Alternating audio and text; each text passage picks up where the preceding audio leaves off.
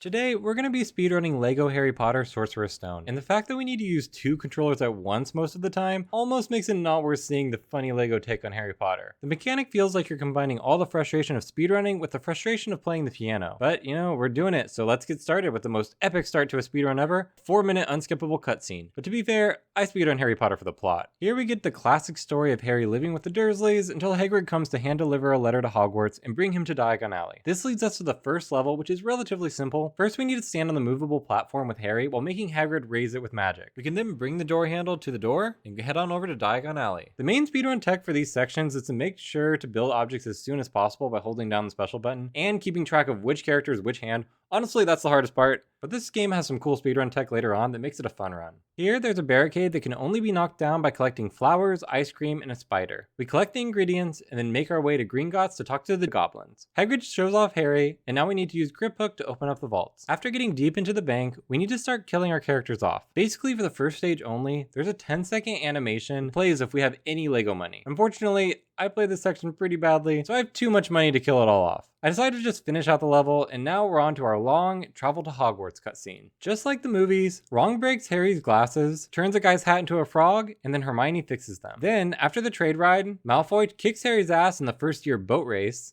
Harry, being a sore loser, knows he can't compete and becomes a Gryffindor rather than a Slytherin. And then the cutscene finally ends, and now we can make our way to Hermione. Once we reach her, another cutscene plays, which gives us access to all the main characters: Ed Sheeran, Belle, and Weird Al Yankovic.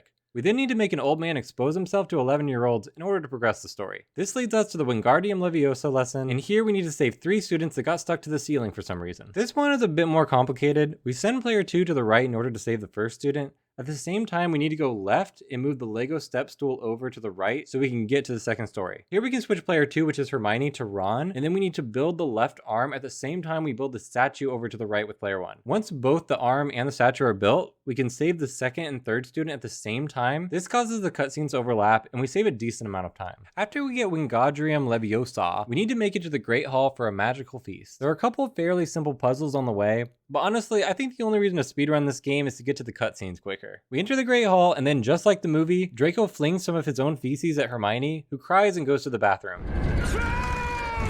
In the dungeon! Turn around in the dungeon! We then go after Hermione to warn her about the troll, and here we get to see a difficult speedrun skip. For this trick, we need to use Pet Jump Glitch, which allows us to do a double jump right after we recall our pet. So Ron can call out Peter the Rat, and then get a double jump to land on the bookshelf, and by being on the bookshelf, we can use another speedrun trick on top of this. For this, we need to summon the rat so that Ron gets knocked off of the bookshelf, but right before we summon, we need to use Harry to target Wingardium Leviosa on Ron. For whatever spaghetti code reason, this teleports us far into the level, which skips the trigger for a couple cutscenes and a lengthy pet maze. After that, we get the old man to give Ron a girl disguise in order to enter the girl's bathroom. The troll dumps out in the far bathroom, which Hermione then decides to use as a hiding place. Unlucky. This fight isn't too difficult. Basically just need to hit him 3 times, once with roof debris, once with projectile, and once with his own club. But the best part of this fight, honestly, is the fact that during the fight, like 3 other girls in stalls they just run away when the troll smashes the doors. Like, they watched him come in, they watched him dump out, they weren't worried about any of that. They're just still in the stalls. But we defeat the troll, and now on to the next spell. Lumos. This spell is a more difficult path, but it's in the same room and pretty similar to the Wingardium Leviosa lesson. The main speedrun tech here is to make sure to jump before touching the plants in order to avoid the Lumos animation that plays. But once we get through that, we have to go to our first lesson from the best teacher at Hogwarts. There will be no foolish wand waving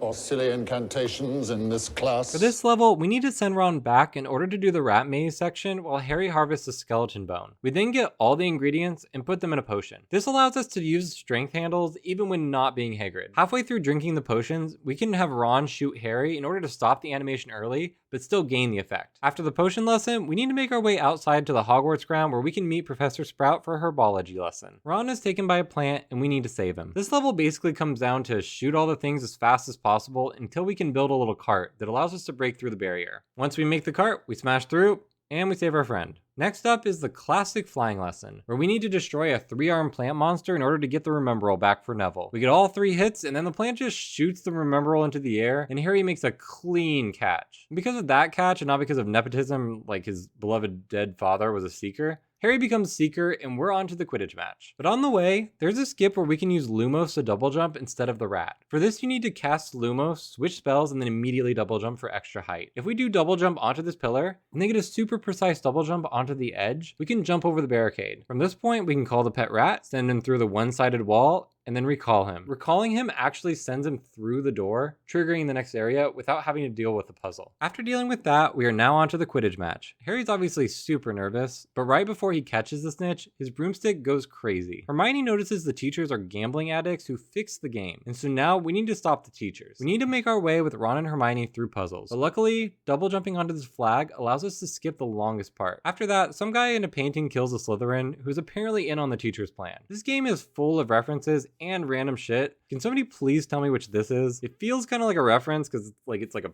person in a picture, but I don't recognize this at all. If somebody knows this, please let me know. Anyway, after getting through the student, we just have a couple more precise double jumps in order to skip more puzzles. These jumps are very difficult, but we managed to get through by avoiding as much of the actual gameplay as possible. We're just farming cutscenes at this point. We get to watch Harry fight for the snitch and eventually catch it in his ear, just like the movie. We win the match and now it's Christmas. We get the invisibility cloak, so naturally we decide to steal a book from the secret library. This section is super difficult to control both characters at once. First, we need to avoid the first evil book. Then with Ron, we need to shoot the table, build the thing, while at the same time Harry needs to put on the cloak in order to sneak up and murder a sentient book. Right after, we then need to have Harry move the cauldron over and then move Ron next to Harry so Harry can lift Ron up. But once Ron is up to the top, we can use the double Lumos jump to get Harry onto the left side, and now Harry can collect the one ingredient while Ron collects the other two. However, we need to have Ron throw one ingredient so he doesn't have to take 2 trips. And after all that, we can put the ingredients into the cauldron to blow up the door and continue on with the run, which leads us to the Mirror of Erised. It's desire spelled backwards. We get to see Ron's fantasy of being epic, and then see Harry's fantasy of not being an orphan. Then, with just about no transition, we need to head to Hagrid's hut, which has a sick unicorn in it. And because of that, for some reason, we need to accompany him into the Forbidden Forest. The game does not really explain this section. Here we get to do the best thing in the run, which is disconnect player 2. By disconnecting player 2, we can double jump through the puzzle as Hermione, and then immediately enter player 2 again. This allows Fang to get up the ledge without being able to double jump. We then use Fang to dig through the ground, and now we can actually disconnect player 2 for real. Now all we have to do is worry about one character, for now.